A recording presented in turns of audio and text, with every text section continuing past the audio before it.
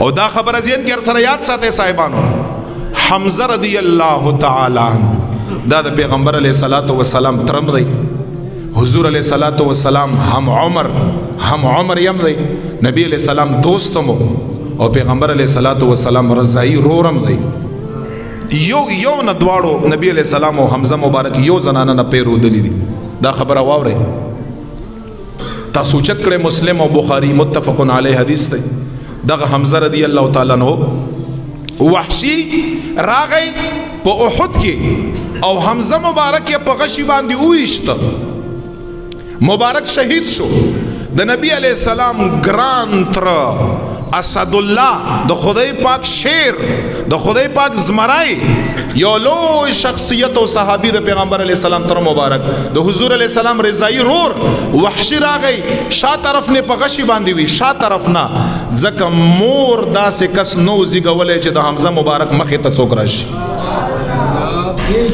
یو عمر فاروق له څوک مخې له نشو راتلی، یو حمزه رضی الله، دواړه مبارکان شهیدان شوي خو شا طرف نه، ځکه مور داسې بهادر بچی نه زیږولی چې څوک د حمزه مبارک مخې له راشي او څوک د عمر فاروق مخې له راشي. شهید یې که هندا د ابو سفیان کور والا د خپل غاړې هار یو له په انعام کې ورکه چې دا د په انعام کې شو، ځکه حمزه مبارک د دې پلار په بدر کې مردار کړو، عتبه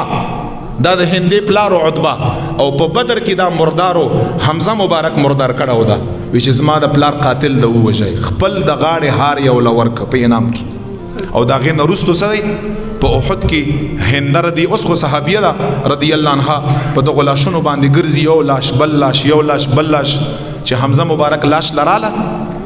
د حمزه مبارک د لاش مسله یې وکړه، مسله وګونه یې تر پرې کړه، پوزه یې تر پرې کړه، سترګې یې تر ویستې، ژبه یې تر پرې کړه، شونډې یې تر پرې کړې، لاسونه یې تر پرې کړه، اندامونه یې وله کټ کړه، سر یې وله تنې نه جدا کړه، خپې یې تر کټ کړې، سینه یې وله سیرې کړه، زړه یې تر رویسته، دا جګر یې نه دا یې تر رویسته او په هغې باندې چکونه ولګول د غصې د وجې نه چې زما پلار یې په احد کې مردار کړی دغه صاحب. دومره بغض او عناد هغه اظهار یې ورسره وکړ. او دا ګوره یاد لرئ، احادیثو کتابونو وګورئ، عبدالله ابن مسعود فرمایي قسم خوري چې پیغمبر علیه السلام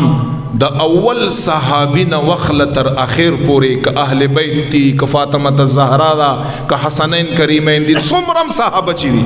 او د نبی علیه السلام په ژوند کې وفات شوي دي، پیغمبر علیه السلام دومره یو صحابي دپاره نه ژړلي څومره چې د حمزه مبارک رضی الله تعالی عنه دپاره ژړلي. 72-70 دفعه پیغمبر علیہ السلام منځ د جنازې په کړی په حمزه مبارک باندې، او هغه داسې چې په احد کې دی اول تیار شو، 70 کسان په احد کې شهیدان شو، دی اول تیار شو، پیغمبر علیہ السلام اول جنازه په ده باندې وکړه، بیا بل صحابي تیار شو، پیغمبر علیہ السلام مخې ته کېښوده، حمزه مبارک یې اوچتاوه، نبی علیہ السلام فرمایي مې اوچتوئ پرېږده پروت دي، هر صحابي به ده سره کېښوده، هر صحابي به یې ده سره کېښوده، 70 دفعه پیغمبر علیہ السلام منځ د جنازې په کړی په ده مبارک. دومره ګران. خو چې کله فتح مکی کال شو، اتم کال د هجرت، همدغه وحشي رضی الله تعالی عنه راغی، پیغمبر علیہ السلام ته فرمایي یا رسول الله زه ایمان راوړم، ما ایمان قبول کړه. حضور مبارک زما استاد غصې به څه حالت وی، نبی علیہ الصلوۃ والسلام غصه نه کړي، ورته فرمایي چې زما ته د یو کس د ایمان نه د 100 کسانو قتل د کافرانو نه د یو کس ایمان بهتر دی. پیغمبر علیہ السلام فرمایي راشه ایمان راوړه، دستا ایمان قبول دی. وحشی رضی الله عنه صحابي جوړ شو، پیغمبر علیہ السلام یې ایمان قبول ک، هیڅ ورته نه ویلي، صرف دومره خبرې ورته وکړه چې ما مخې له مرازه چې کله تا زینم ما تخپل تر مبارک حمزه مبارک را یادګي، بس کوشش کړه چې اخوا دی خوا اوړې را اوړې. همدغه ابو سفیان دی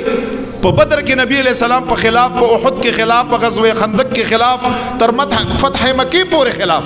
همدغه ابو سفیان دی، اوس ورسره مونږ وایو رضی الله عنه، فتح مکی په کال باندې راغی، نبی علیہ السلام معاف کړ، او بیا تیر په تیره باندې د ابو سفیان سے کور والا ده هندا رضی الله عنها چې